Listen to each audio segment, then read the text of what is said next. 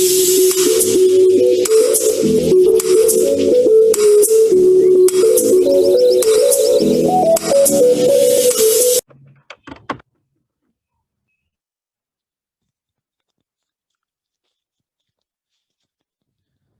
की online class में आप लोगों को हिंदी व्याकरण में वचन के संबंध में जानकारी दी जाएगी। जैसा कि बच्चों आप स्क्रीन पर देख रहे हैं, वचन यानी नंबर संज्ञा अथवा सर्वनाम के जिस रूप से ज्ञात हो कि वह एक के लिए प्रयुक्त हुआ है अथवा एक से अधिक के लिए, उसे वचन कहते हैं। वचन का अर्थ होता है बोली, कथन, लेकिन व्याकरण में इसे संख्या के अर्थ से प्रयोग किया जाता है। कहने का तात्पर्य है कि शब्दों की संख्या बोधक विकारी रूप ही वचन है। अतः हम बच्चों कह सकते हैं कि जिस शब्द के जिस रूप से यह मालूम हो कि उसका प्रयोग एक के लिए हुआ है या अनेक के लिए, उसे वचन कहते हैं। वचन अर्थात संख्या के आधार पर इन्हें दो भागों में बांटा गया है, एक वचन, बहुवचन। एक वचन का मतलब यह है कि जिससे संज्ञा अथवा सर्वनाम के केवल एक वस्तु का बोध होता है, उसे एक वचन कहते हैं। जैसे या हम देख रहे हैं उदाहरण के रूप में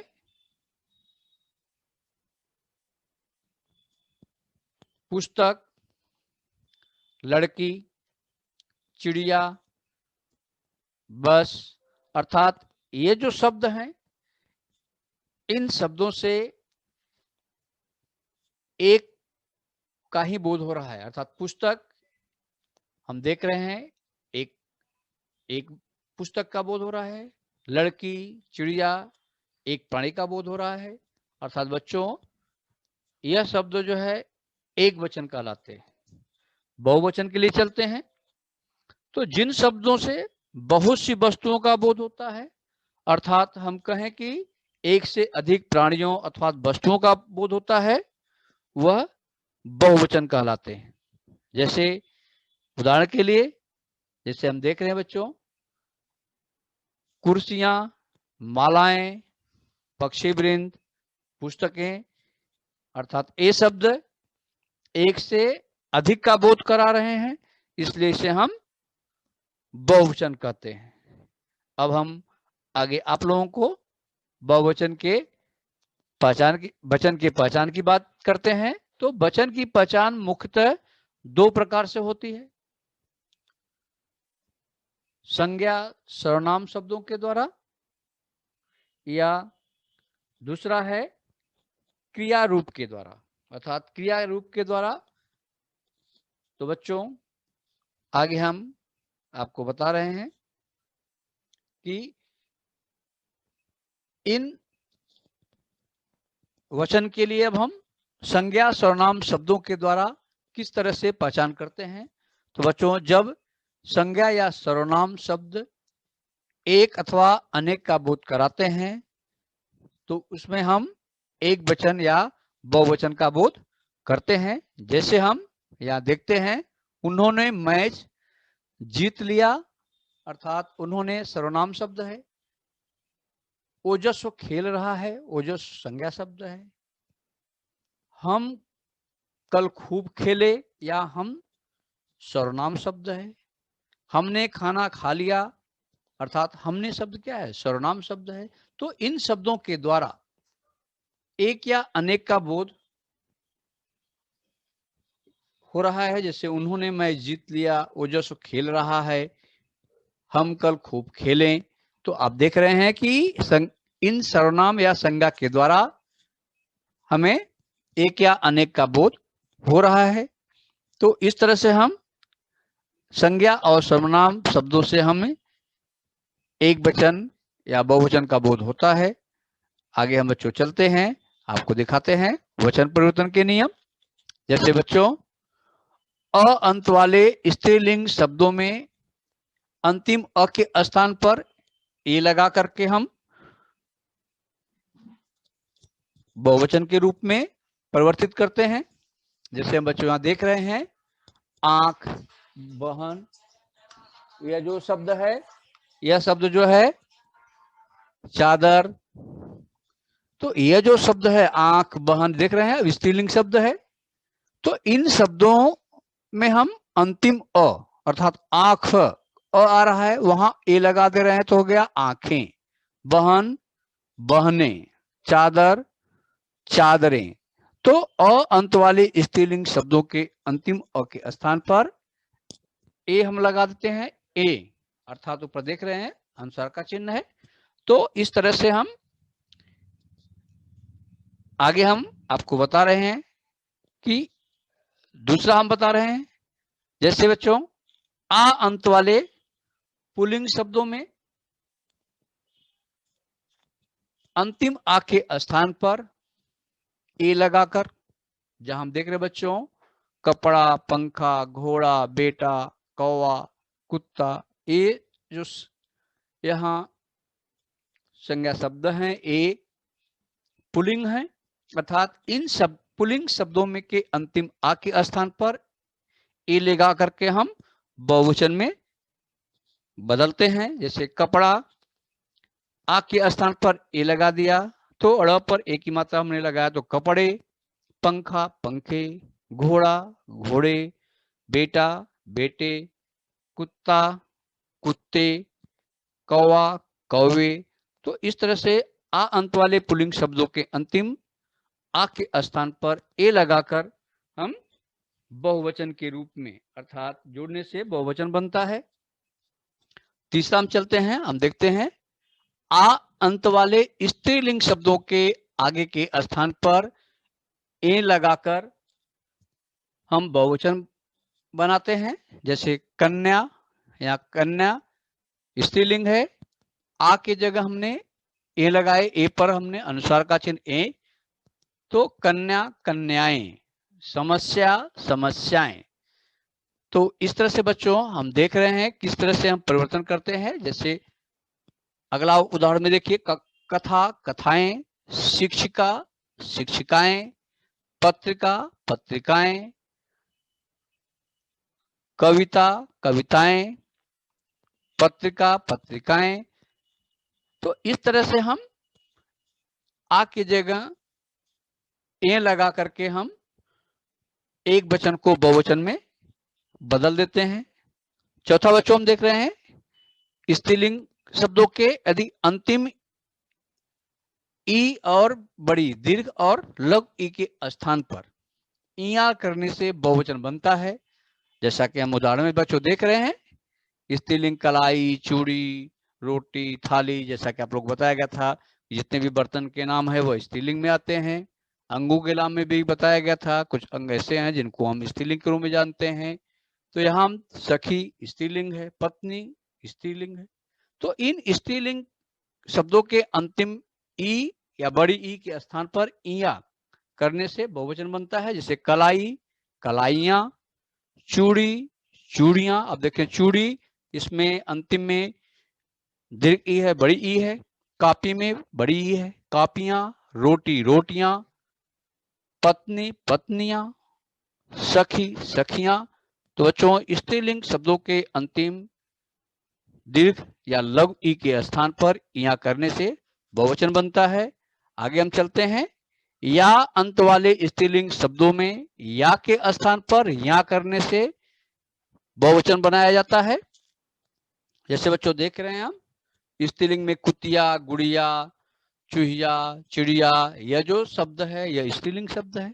इसमें अंत में या के स्थान पर या कर दिया है, कुतिया, कुतियां, लुटिया, लुटियां, गुड़िया, गुड़िया, चूहिया, चूहिया, चिड़िया, चिड़िया। तो बच्चों इस तरह से या अंत वाले स्त्रीलिंग शब्दों में या के स्थान पर या करने से बहुवचन बनता है। आगे हम अगला नियम देखते हैं, जिन शब्दों के अंत में दीर्घ उ या लघु उ के स्थान पर ए जोड़कर बहुवचन बनाया जाता है। अर्थात हम यहां देख रहे हैं, जैसे हम बहु, बहुएं, वस्तु, वस्तुएं, यहां हम उ के जगह अर्थात वस्तु में छोटा उ है, बहु में बड़ा उ है। तो यहां हम देख रहे हैं बच्चों, उनके स्थान पर हमने क्या किया, ए जोड़ दिया। तो बहुएं, वस्तुएं, धातुएं, धेनुएं, तो इस तरह से उसमें ए जोड़ करके हमने बहुवचन बनाया जाता है। अगला नियम है, कुछ शब्दों के अंत में गण, वृंद, जन, वर्ग, दल आदि लगाकर बहुवचन बनाया जाता है। जैसा कि हम देख रहे हैं उदाहरण में, कवि, कविगण, खग, खगवृंद, गुरु, गुरुजन, मुनि, मुनिगण, मतदाता, मतदातागण। तो ऐसे शब्दों के अंत में गण या वृंद, जन को जोड़ करके बहुवचन बनाया जाता है। आप उदाहरण में भी देख रहे हैं। अगला है बच्चों, संबोधन कारक शब्दों में ओ लगाकर बहुवचन बनाया जाता है। हम यहाँ देख रहे हैं बच्चों, बहन, बहनों, जैसे बोलते हैं मेरे प्यारे बहनों, तो हम ये संबोधन कारक अर्थात बहन, बहनों, भाई, भाइयों। तो इस तरह से संबोधन कारक शब्दों में ओ लगा करके हम बहुवचन बनाते हैं। अगला आप देख रहे हैं, कुछ और नियम है वचन बदलने के, कुछ अन्य नियम, जैसा कि बच्चों, अपने से बड़ों के प्रति आदर या सम्मान प्रकट करने के लिए एक वचन के स्थान पर बहुवचन का प्रयोग किया जाता है। जैसे आप देख रहे हैं, माता जी आराम कर रही हैं। माता जी देखा जाए तो एक वचन है, लेकिन हम यहाँ क्या किए, हमने जब चूंकि ये आदर्श प्रकट करना है तो हमने वहां है लिख दिया, जबकि है शब्द क्या है,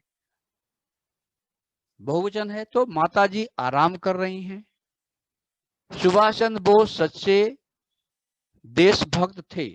देशभक्त था नहीं लिखा गया है, देशभक्त थे, अर्थात वह आदर और सम्मान प्रकट करने के लिए एक वचन की जगह पर यहाँ बहुवचन का प्रयोग किया गया। माता जी का प्रयोग यहाँ बहुवचन के रूप में किया गया है, आराम कर रही हैं। सुभाष चंद्र बोस का प्रयोग यहाँ बहुवचन के रूप में किया गया है कि सच्चे देशभक्त थे। तो इस तरह से बच्चों, बड़ों के प्रति आदर और सम्मान प्रकट करने के लिए एक वचन के स्थान पर बहुवचन का प्रयोग किया जाता है। आगे हम चलते हैं, तो गर्व के लिए, कभी कभी अधिकार या गर्व के भाव प्रदर्शित करने के लिए एक वचन के स्थान पर बहुवचन आता है। जैसा कि बच्चों आप देख रहे हैं, अरे समझते क्या हो, हम भी किसी से कम नहीं, अर्थात यह गर्व है। यह हम देख रहे हैं, यह बहुवचन के रूप में। हमने तुम्हें बार बार समझाया था कि मेहनत करो। यहाँ बच्चों एक आपको देख रहे हैं, यहाँ जो शब्द का प्रयोग है यह एक वचन के स्थान पर बहुवचन के रूप में किया गया है। अगला नियम है बच्चों, पुरुषवाचक सर्वनाम। जैसा कि हम बताए थे आप लोगों को, पुरुषवाचक सर्वनाम में मैं, हम, तुम, वह, वे, या पुरुषवाचक सर्वनाम। तो ऐसे पुरुषवाचक सर्वनाम में तू एक वचन है, परंतु शिष्टता को ध्यान में रखते हुए हिंदी भाषा में तू के स्थान पर तुम अथवा आपका प्रयोग किया जाता है। जैसे कि आप बच्चों देख रहे हैं उदाहरण में, बेटा आपके पिताजी का क्या नाम है। या हम देख रहे हैं, बेटा अर्थात एक वचन है, वहां हम आपके बोलते हैं, अर्थात यह देख रहे हैं शिष्टता के आधार पर हाँ प्रयोग बहुवचन के रूप में किया गया है। तुम्हें अपना काम स्वयं करना चाहिए। यहां हम देख रहे हैं बच्चों, यहां भी अपना काम यानी यहाँ बहुवचन के रूप में किया गया था। जैसा बताया गया बच्चों कि पुरुषवाचक तू एक वचन, पुरुषवाचक सर्वनाम जो शब्द तू है वह एक वचन है, लेकिन शिष्टता को ध्यान में रखते हुए इसका उपयोग जो किया गया है वह बहुवचन के रूप में किया गया है। तो आगे हम चलते हैं बच्चों, अगला आपको बता रहे हैं, हस्ताक्षर, प्राण, दर्शन, होश आदि शब्द प्रायः बहुवचन के रूप में ही प्रयोग किए जाते हैं। तो जैसे बच्चों उनके प्राण निकल गए। यहाँ देख रहे हैं हम इसका उपयोग बहुवचन के रूप में करते हैं। आपके दर्शन दुर्लभ हैं, या हम देख रहे हैं आपके साथ दर्शन शब्द जुड़ा हुआ है अर्थात वह बहुवचन के रूप में है। आपने हस्ताक्षर कर दिया, यहाँ भी आप देख रहे हैं बहुवचन के रूप में है, क्योंकि अभी हमने बताया कि ऐसे शब्द जो है बहुवचन के रूप में है। तो इस तरह से बच्चों आप देख रहे हैं कि यह शब्द बहुवचन के रूप में उपयोग करते हैं। आगे चलते हैं बच्चों, देखते हैं 5वां नियम में हम देखते हैं तो कभी कभी संज्ञा शब्दों के वचन को प्रभाव अर्थात सर्वनाम विशेषण क्रिया तथा क्रिया विशेषण पर भी पड़ता है। तो हम जैसे देख रहे हैं सर्वनाम पर, इस संज्ञा शब्दों का जो वचन का प्रभाव सर्वनाम पर कैसे पड़ता है।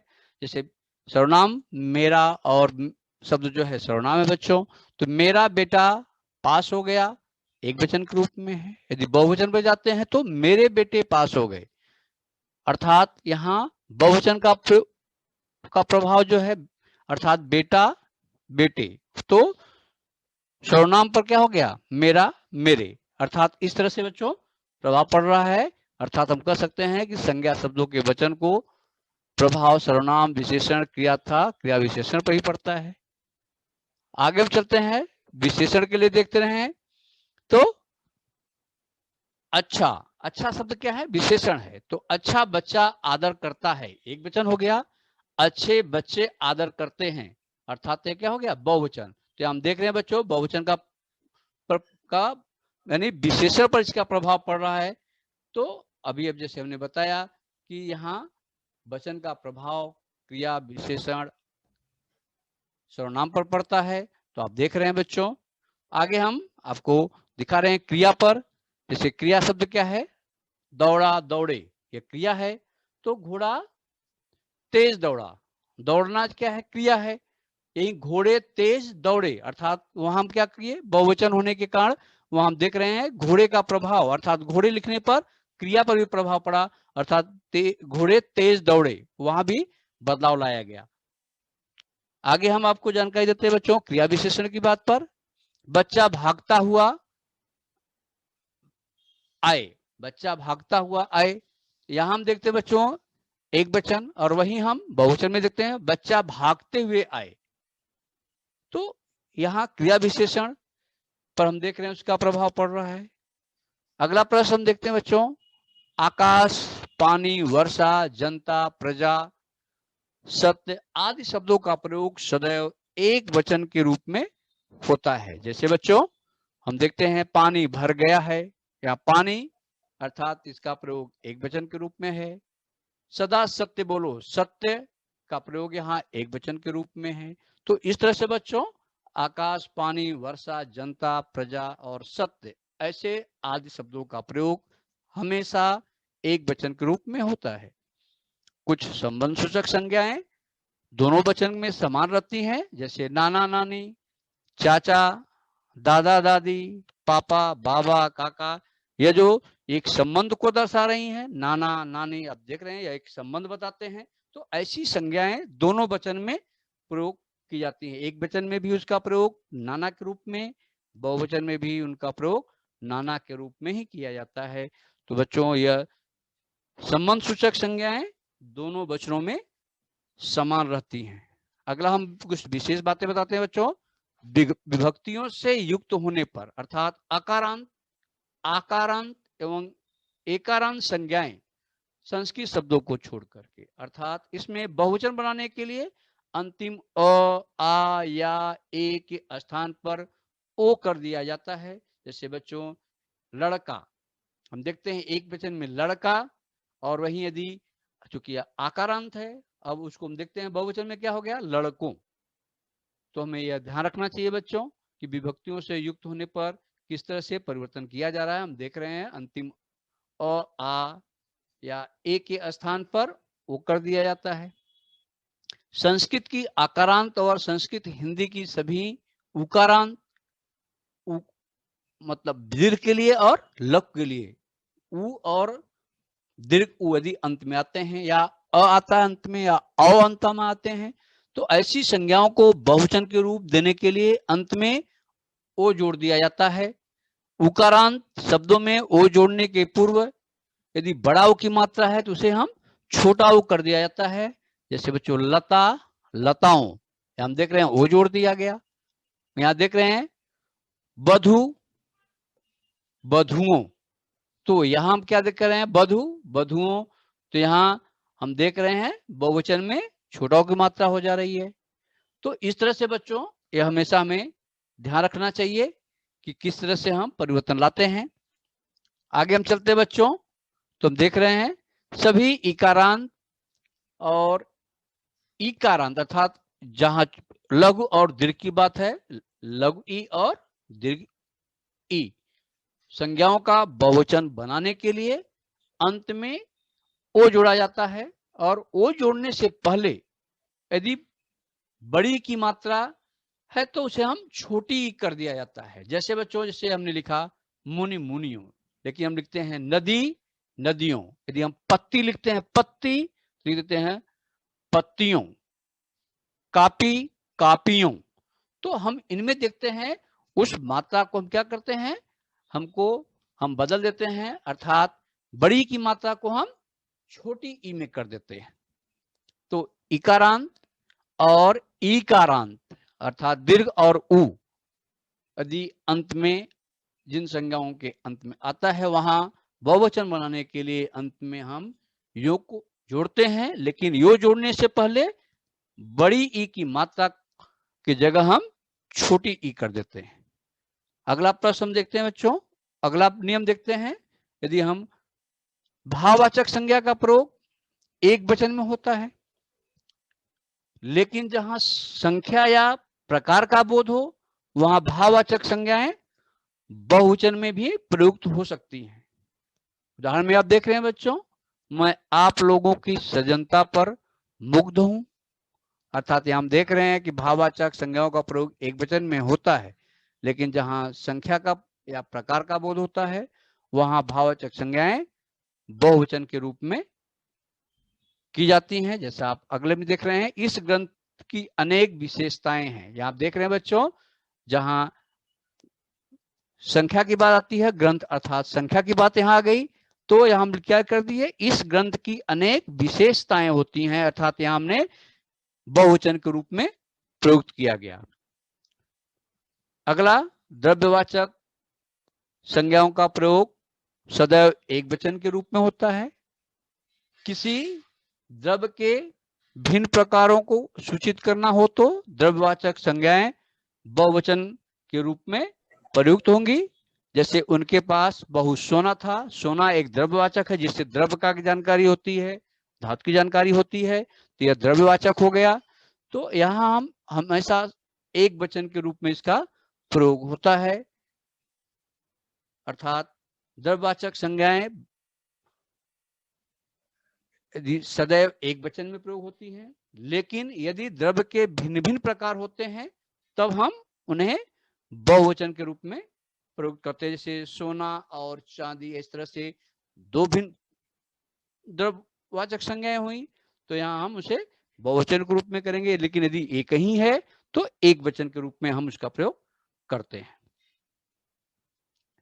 अगला नियम बच्चों, पुल्लिंग आकारांत की सिवा शेष मात्राओं के अंत वाले शब्दों के रूप में दोनों वचनों में एक से रहते हैं। जैसे बच्चों आपने बताया कि पुल्लिंग में आकारांत के अलावा जो शेष मात्राएं के अंत वाली शब्द आते हैं वहां दोनों वचनों में वह एक ही रहते हैं। जैसे हम यहाँ देख रहे हैं बालक का बहुवचन बालक ही होता है। तो ये बच्चों हम हमेशा ध्यान रखते हैं कि पुल्लिंग में आकारांत के अलावा, अर्थात आकारांत का मतलब जो अंत में आता है, ऐसे शब्दों को छोड़कर जो शेष मात्राओं वाले अंत वाले शब्द हैं दोनों वचनों में उनका प्रयोग एक ही जैसे होता है।